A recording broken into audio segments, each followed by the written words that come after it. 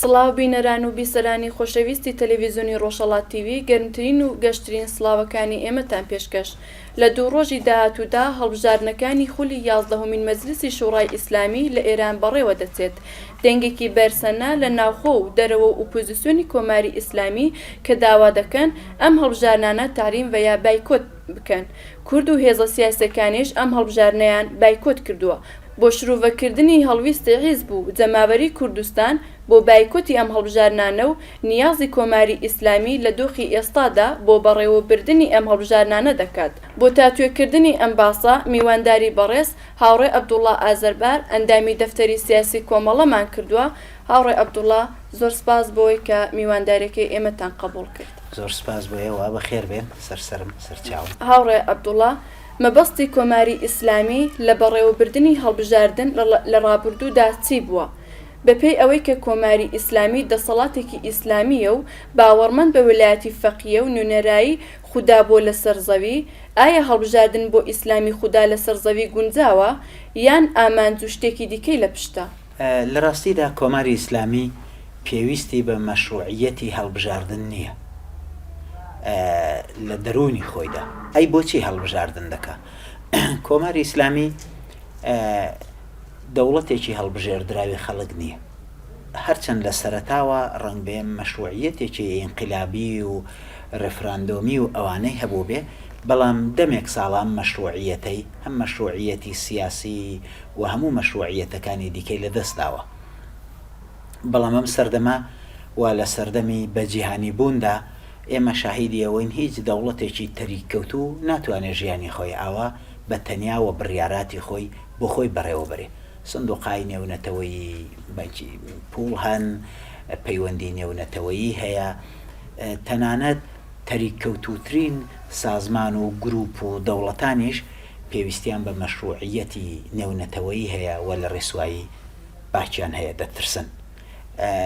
کەوابوو کۆماری ئیسلامیش دەیهەوێ ئەم ڕوخسارە دیکتاتۆریە تۆتالیتێرەی کە هەیەی لەبەر چاوی دنیا سەیقەلی بدا و ڕووکارێکی دموکراسیانە و قابلی قبوڵی پێشکەش بکە. ئەم کارێک کە دەکرێت ڕووکەشی دموکراسیە، ئەمە خودی دموکراسی نییە. لەسەرەوە کە دەیبینی سێ قووە هەیە لە ئێران، قەوەی قەزایی هەیە، قەوەی مقننەیە، قەوەی مجریە هەیە، دەبینی هەڵبژاردن هەیە، ڕێفراندۆم هەیە، هەمووانە هەن و ئەو موئەسەساتانە هەن بۆ کەسێکی نازری خارجی. بەڵام بە نەزارەتی ئیستەسوابی بە ئەو هەموو فیلتێرانەی هەیەی، بەو هەموو ڕەدی سەلاحیەتە و بەو لەمپەرانەی کە دایناوە بە تەواوی هەڵبژاردننی نیسکە شۆر کرد و هیچ ئەسەرێک لە دموکراسی تێدا نەهێشتوە. بەڵام هەروەگە و جۆرەی عەرزم کردنەوەن پێویستیان بە ڕووکەشێکی دموکراسی هەیە بۆی لە بەرچاوی دنیا مەشروعیەتێکی نێونەتەوەی پێکەسب بکەن و ئەوە نیشان بدەن دەنا لە دەرونی خۆیداوە ئینتخابات نییەوە ئینتساباتەوە داسەپاندنە، ئەوە لە پێشدا هەڵبژاردنە و ئەوە گوماردەکردنە بە قەولی فارسی، هیچ بۆنێک لە هەڵبژاردننی تێدانی. هەڵویستی حیزبی کۆمەڵی شۆڕژگەر بایکۆتی هەڵبژاردنەکان بووە. خوێندنەوەی کۆمەڵە چۆن بووە کە بەو ئەنجامە گەیشتون؟ هەڵوێستی ئێمە و هەموو حیزبەکانی دیکەی کوردستانی ڕۆژهەڵاتیش و بە تایبەتی ناوەندی هاوکاری حیزبەکانی کوردستانی ئێران کە چوار لایەن بەیەکەوە ئەم هەڵبژاردنەیان بایکۆت کردووە، ئەوە بووە و لایەنەکانی دیکەی دەرەچیش زۆر کەسایەتی، زۆر گروپ و حیزب و سازمان ئەم دەورەیە بە تایبەتی بەکۆ لەسەر تەحریمی هەڵبژاردنن. سیاسەتی تەحریمکردن و تەحریم نەکردن بۆ حیزبێکی سیاسی شتێکی ئەزەلیە بەدی نییە. دەبێ هەڵی سەنجێنی بزانێ ئایا بەڕاستی جێگایەکی مشارەکەتی ڕاستەوخۆ یان ناڕاستەوخۆ بۆ حیزبە سیاسەکەی تۆ یا بۆ جەماوەرەکە وجودی هەیە لە ڕوویەوەوە ئەمە بکەیت.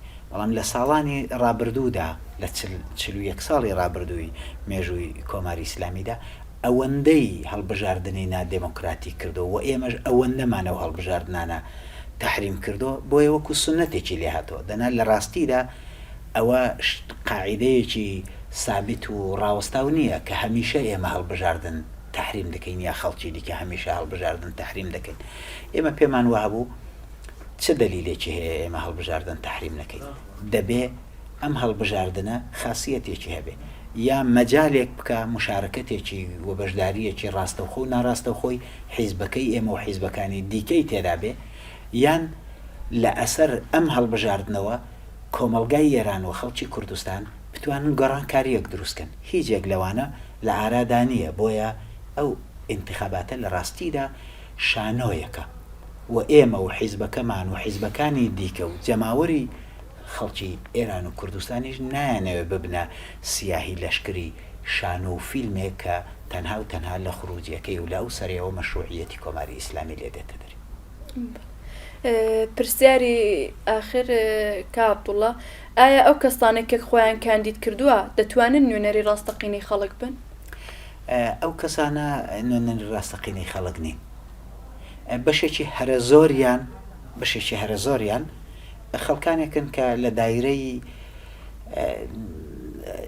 دەسەڵاتدا بوون و ساڵها یا کارنامەیەکی دیکان لە خۆیان پێشکەش کردو بەڵام ئەگەر کەسانێکیان تێدا بێت کە بە خۆشیان ئینسانی باش بن و عیبێک لە کاری خۆیاندانە بێ بە فەردی بەڵام ئەوانیشی پێوە بێ ناتوانن هیچ گۆڕانێک دروست بکەن چون لەمپەرەکانی سەرڕێگای ئەوان نەزارەتی ئیستەسوابی و شورای نگەهبان و فلتێرهای پشتی سەری یەکی ئەوانە هیچ مەجالێک نایەڵێتەوە بتوانێت دەنجی زعیفی ئەوان بتوانێت هیچ گۆڕانکاریەک ئیجاد بکەوە ئەوان تەنها و تەنها ڕووکەش نمایەندەی خەڵکن وەکو لە جوابی پرسیاریەکەمدا عەرزم کردی بۆ مەشروعیەت پێدانە بەکاری خۆیان دەناوانە نمایەندەی واقعی خەڵک نین ئەگەر ڕۆژێک لە ڕۆژان هەڵبژاردنێکی ئازاد بکردرێ و ڕێگا بدەن حیزب و ڕێکخراوە سیاسی و مەدەنیەکان بەشداری بکەن و ئەوان نوێنەری ئازادانەی خۆیان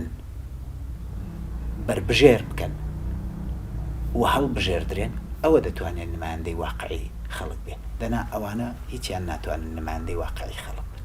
زۆر سپاس بۆ وتو باسەکەتان بینەران و بیسەرانی خۆشەویست گەشتینە کۆتایی بەرنامەکە زۆر سپاس کە تا کۆتایی بەرنامەکە لەگەڵمان بوون.